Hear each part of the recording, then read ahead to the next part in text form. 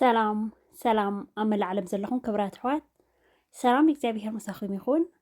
ናይ ሎም መዓንቲ መደበይ እምበኣር ክትፈትውዎ ተስፋ እንዳገበርኩ ቅድሚ ናኡ እምበለይ ግን እቶም ሓደሻ ዘለኹም ላይክ ሳብስክራይብ ከም እንዳገበርኩም ናይ ቻነል ቤተሰብ ክትኮኑ ብክብሪ ዕድመኩም እቶም ምሳይ ፀናኹም ከዓ ከም ቀደምኩም ምትብባዕኩም ኣይፈልየኒ። እዚ ቪድዮ ብላይክ ጀምርዎ።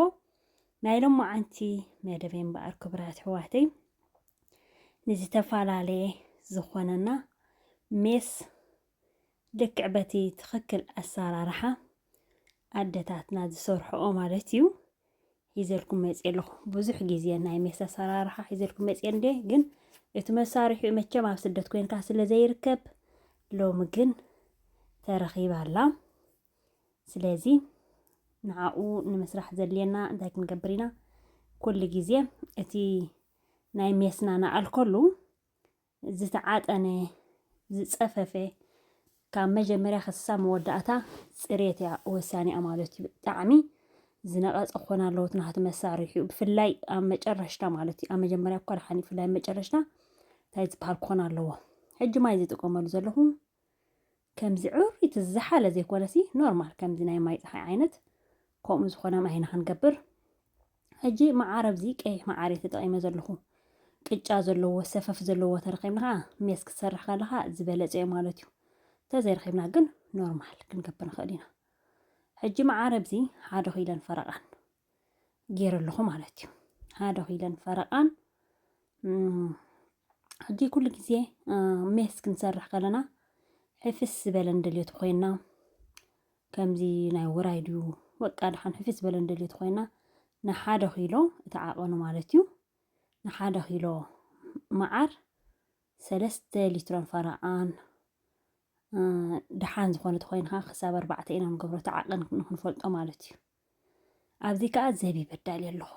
ሕጂ ኣደታትና ዘቢብ ኣይገብራ ንምንታይ ዘቢብ ትገብሪ ገለመለ ኢልክን ትፅሕፋ ይኽን ማለት እዩ። ሕጂ ኣብ ዓድና ኩሉ ዋላቲ ናይ ሜስ እንታይ ዝበሃል ከሎ ብናይ ቅጭኡ ምክንያቱ እቲ መዓራት ብግቡእ ጥዑይ መዓር ስለ ዘብሉ ከምኡ እዮም ዝገብሩ። ኣብዚ ግን ብልክዕ ዘቢብ ኣይገብሩን እዮም ባዕልና ኢና ንውስኸሉ ተጌርካ ኣለካ ፅቡቅ እዩ ዝመፀልካ ማለት እዩ። ተደሊና ከዓ ኣብኣኸላ ጥራይ ክንገብር ንኽእል ኢና ማለት እዩ። ሕጂ ብፆርዳ ኢና ክንሰርሖ ለማዓንቲ ክቡራት ኣሕዋተይ ኣነ ህያብ ተዋሂበየ ብህያብ ማለት እዩ። ኣምዳ ሓበሻ ድኳን ገለ ድሽየጥ ኣይሰኣንን እዩ ዝኸውን። ብዙሓት ኣሕዋት እንታይ ትብላና ሰላም ሓፍትና ዋላ ብቲክቶክ እንዳፀሓፍክን ዋላ ብዩቱብ ከማን ፆዶ ክንሰርሕ ከለና ሲ ነፍልሖ ዲና ኢልክን ትፅሕፋለ ኢኽን ፆዶ ኣየብልን። ሕጂ ተሓፂቡ ዝነቐፀ ናይ ገረብ እዚ ፆዶ ከዓኒ ናይ ሜስ መስርሒ ማለት እዩ። በዚ ጌርካ እዩ ሜስ ዝስራሕ። እንተዘይ ንረክብ ተኮይና ከዓ እንታይ ዝበሃል ንገብር ሕጂ ኣብ ከሎ ልቕልቕ ኣቢለየ ኣለኹ ማይ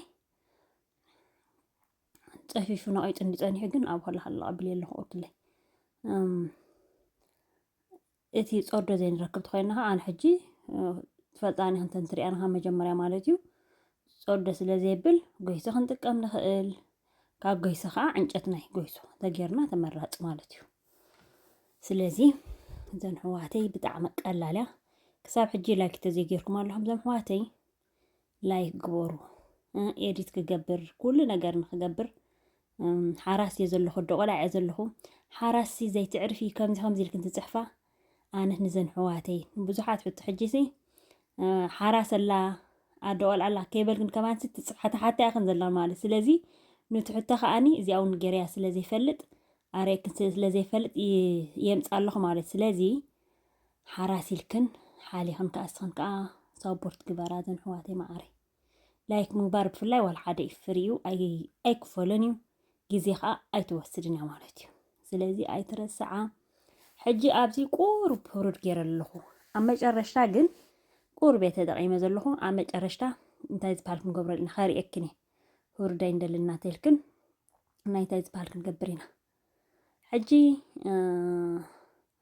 ማይ ከም ትሪእዎ ዘለኹም ምልእ ከብላ እየ ኩሉ ግዜ መሳርሕና እንታይ ዝበሃል ክኾን ከሎ ፅቡቅ ነይሩ ይብል ኣነ ማለት እዩ ናይ ሜስ ምክንያቱ ፈሊሑ ክትኮሰና ስለ ዝኽእል ጉድል ዝበለ ዕሩይ ከይመላእና ተጌርናዮ ፅቡቅ እዩ። ምክንያቱ እንዳፍልሕ እዩ ዝኸይድ ሕጂ ኣብዚ ንሰለስተ ሰሙን ከጽንሓ ሕጂ ምስ ተዓጽወት ንሰለስተ ሰሙን ገለገለ ሕዋት ከዓ ቀኒስና ክነብሎ ንኽእል ዲና ክነብሎ ክንቅንስ ቀኒስና ክንጥቀም ንኽእል ኢና ገለል ክንተሓታ ይኽን ማለት እዩ ሓንቲ ግዜ እንተተኸፊታ በቃ ትኽትቁርብ ከለኻ ተዘይኮይኑ ከም ናይ ስዋ ኣይኮነን ማለት እዩ ኣብዚ ኣውደ ዓመት ኮይኑ ሸነነነን እንታይ እዋን ደኣ ሰላመይ ሓራስ ኮንክን ከይትብላ ከዓኒ እዛ ቪድዮ ናይ ፋሲጋ ዘዳለኽዎ እያ ማለት እዩ ስለዚ ነብሰ ፀር ነይረ ዝሰርሖ ዘለኹ ንቤቢየ ማዓረይ ከምዚ ሕጂ ከይመፀት እናኸላ ማለት እዩ ስለዚ ከምዚ ጌርና ዮሃንስ መስቀል ይመፀና ኣሎ ዝተፈላለየ ፕሮግራም ክህልወና ከሎ ባህላዊ ሜስና ግብረ ቢልና ባህላዊ ብባህላዊ ማለት እዩ ናይ ስዋ እውን ከምፀልክን እየ ዘንሕዋተይ ማዓረይ ናይ ስዋ ናይ ፅራይ ኣለክን ናይ ጉዕሻ ኣለክን ናይ ድቋ ኣለክን ዘየለ የለን ዘይተሰርሐ የለን እዩ ሕጂ ከዓ ብቅልል ዝበለት ከዓ ከምፃልክን እየ ማለት እዩ ከመይ ከም ዝፈልሐ ከርእየክን እየ ኣብ 3 ሰሙኑ ሕጂ ሽዑ እኳ ኖርማል ፀሓይ ነበረን እንዲሁ ከምዚ ሙቐት ትኾን ትኾይኑ ኸማን ክሳብ 20 መዓልቲ ገለቢልና ክንገብሮ ንኽእል ኢና ማለት እዩ 18 መዓልቲ ክንገብሮ ንኽእል ኢና ማለት እዩ ኖርማል ኣብ ሙቐት ቀልጢፉ እዩ ዝፈልሕ ማለት እዩ ከም ትሪእዎ ዘለኹም ገፍገፍ ኢሉ ዓፊሉ ክፅቦ መዓት ኮይኑ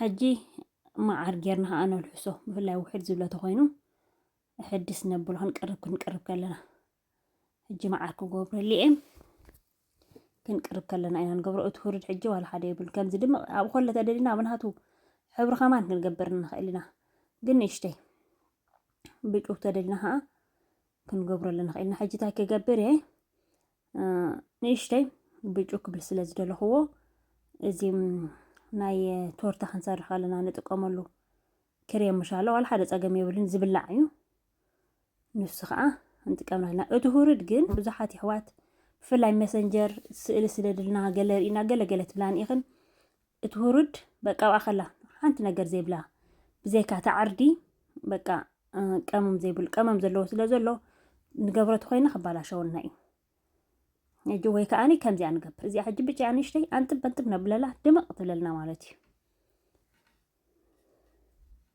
ቁርብ ኢና ንገብር ቀልጢፍ እዩ ዝደምቕ ከምዚ ንጣብ ግብር ነብሎ ማለት እዩ ከምዚ ጌርና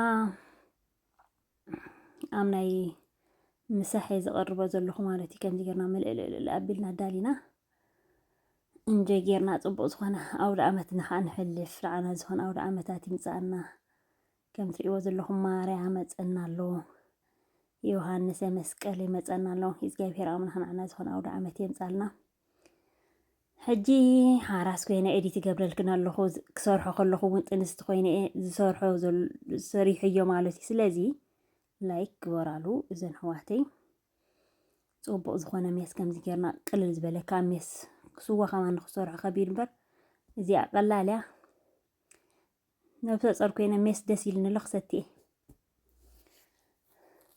ብዝኾነ ነብሰ ፀር ኮይና ንሰቲና መቸ ዋላ ደስ ይበለና ሜስ ኣይንሰትና ስዋ ከማን ስዋ የፀልለካ እንዲ ከምዚ ከማይ ተኮይንክ ንዓይ በቃ የፀልለኒ እንዲ ስዋ ሰትየ ከምዚ ይሓልፍ ግን ገይሶ ውሕድ ዝበሎ ከምዚ ጉዕሽ ምሻለ ኖርማል ከምኡ ዝኾነ ይሰቲ ነብሰ ፀር ኮይነ ካብ ኩሉ ደስ ዝብለኒ እንታይ ስዋ ብዝኾነ ክቡራት ኣሕዋተይ ናይ ሎማዓንቲ መደበይ ኣብዚ ከኣኽለኒ እዩ ጀሚረ ክሳብ ዝውድእ ዝተኸታተልኩምኒ ካብ ልበይ ዘመስግነኩም ክትኣቱ ከለኹም ላይክ እንተረሲዕኹም ኣብ ምውፃኹም ላይክ ኣይትረሲዑ ኢኹም ዘም ኣሕዋተይ ብኻልእ ትሕዝቶ ክሳብ ዝመለሰኩም ሰላምን ጥዕናን ዘለኹሞ ሰሳና እዩ